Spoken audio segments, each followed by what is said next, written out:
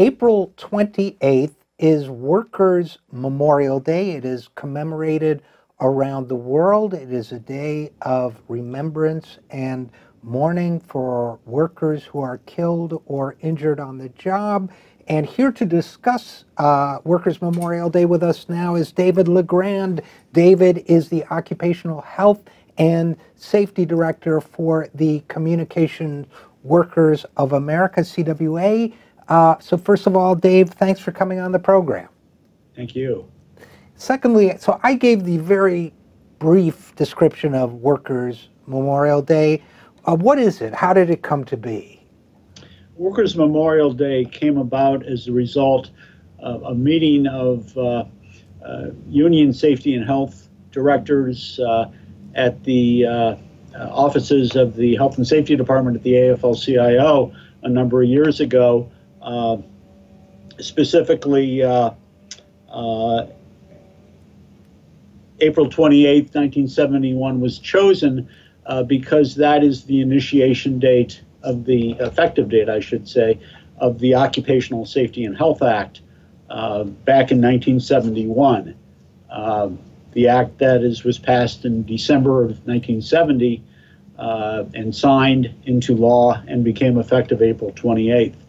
And just for folks who don't know, Dave, the Occupational Health and Safety Act that created, if I recall correctly, the Occupational Health and Safety Administration, OSHA, and set some standards for workplace safety, right?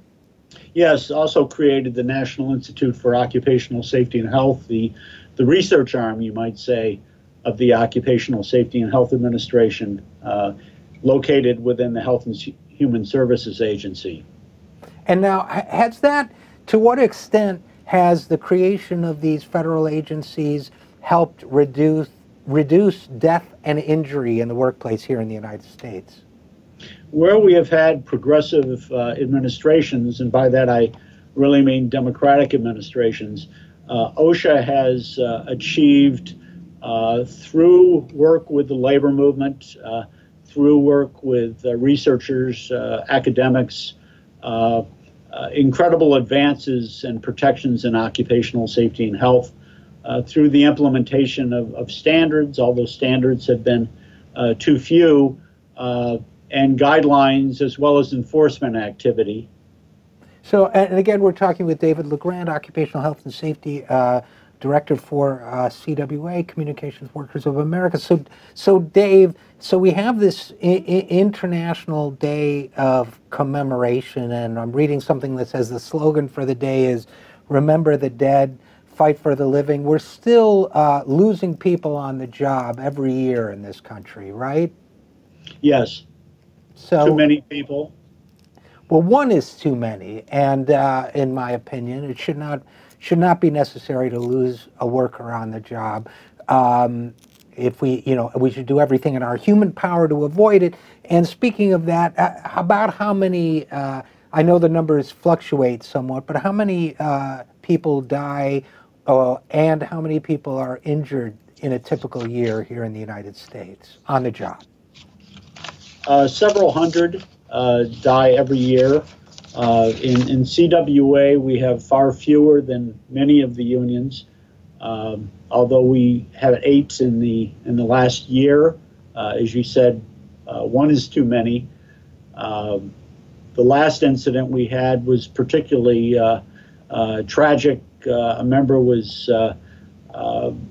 operating a boring machine, a telecommunications boring machine, putting in telecommunications lines, underground lines, and he was caught up in the boring machine as it was rotating and was crushed. That's horrific. What would now let's take a case like that, because I always feel, when we talk about deaths in the workplace, obviously somebody's driving a truck, and anytime you're putting miles on the road, there's a statistical possibility of an accident and all of that. But there's another kind of workplace accident too, which is the kind that is clearly preventable, that if management took a different approach to workplace safety, or perhaps the staffing or other issues, some workers might be alive today. And those are those to me are the most preventable. So, for example, a tragic and horrible death like that, was that just something that happened, or could something have been done differently to ensure that that worker could still be alive today? That case is currently being investigated by Tennessee OSHA, where it occurred. That is where the fatality occurred, in Tennessee. We maintain there should have been 2 people assigned to perform that job. The manufacturer of the equipment, the boring equipment, recommends that 2 people be provided to perform that job. But the employer decided for productivity concerns that it be a 1-person job. If there had been another person on that job, Terry Dwayne Higdon, member who died, would still be alive. So that's the kind of thing, to me, you know, I feel when you and I met and we talked about Workers' Memorial Day, it was because I had said, just in the course of a conversation at another kind of meeting, that I at one point had the idea for this program that we should, on a regular basis, recite the names of people killed at work, commemorate them. And you told me about Workers' Memorial Day, and to be honest with you, Dave LeGrande, I hadn't even heard of it. And I work, you know, in the news field. I cover workplace issues, union issues, labor issues, and if I had heard of it and hadn't retained, what can we do to make a commemoration like this more visible to folks? Have you ever thought about that? Well, in fact, we regularly think about that, particularly at this time of the year. Again, going back to political organizations, when the Democrats are in the White House, there is a friendly OSHA administrator in the Department of Labor. Regularly, the U.S. Department of Labor Occupational Safety and Health Administration publicizes Workers' Memorial Day to unions and safety and health activists, public health specialists, and holds an event here in Washington, but also in locations that the Department of Labor has throughout the country, memorializing those who have died on the job or become injured or ill, and also setting forth measures for prevention of those kinds of tragedies. So, unfortunately, during the Republican administrations, like this particular administration, the Trump administration, the administration has not even got far enough along to have a occupational safety and health director at OSHA. Oh, really? Okay, well, you know, I guess I shouldn't sound so surprised because, and probably when they do appoint one, just based on their track record in other agencies, it will be somebody who, you know, who on the other side of this issue. So I guess that brings up a question, though. You know, for I think a lot of our listeners are going to be very upset and disturbed that preventable deaths are still taking place in the workplace every year in this country. So what can people do to find out more about it? Well, certainly the Occupational Safety and Health Administration itself can do more publicity about the importance of occupational safety and health, including Workers' Memorial Day. Unions already reach out through their membership and to other related organizations, particularly employers that are represented by the unions, and conduct workplace safety and health events, particularly around Workers' Memorial Day. We work regularly with universities throughout the country to do the same, and public health authorities.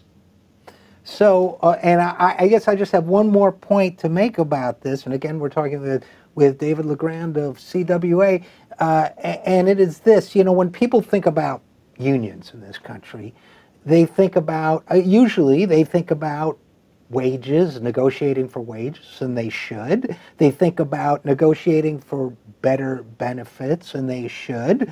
All of those things matter, but one of the things I think people forget is, especially if you work on a job where there is some element of risk, a greater element of risk, of injury or illness as well as death, that the union is also going to take a proactive role in trying to keep you safe and alive. So it's one more reason to have a union. So for example, in your job as Occupational Health and Safety Director at CWA, what does your typical day look like? Well, I typically receive numerous calls from members around the country, staff, CWA staff around the country, regarding different workplace issues. I also put out information through our local union and staff's safety and health activists, particularly regarding training that we conduct around the country involving our members and also allied organizations to promote awareness, to increase awareness around occupational safety and health, particularly through the collective bargaining process and the represented employers that we regularly meet with. Yeah, I got to tell you that's such important work. In my early days on this planet, I worked a couple unsafe jobs, and I wish in retrospect there had been more of that kind of training and more of that kind of awareness than we were exposed to. But to be fair, it was the very early days of the whole OSHA initiative when I was doing it. So unfortunately, we're going to have to leave it there, but I think it's so important. So for folks listening on April 28th, do be aware that it's Workers' Memorial Day. Look out for any articles you might see on it.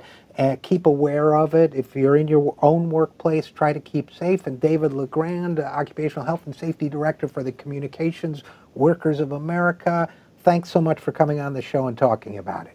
Thank you, Richard.